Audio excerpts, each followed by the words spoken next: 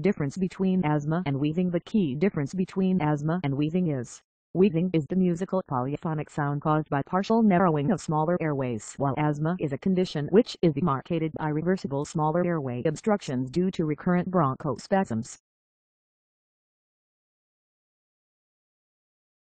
Therefore, the hallmark of asthma is intermittent wheezing episodes.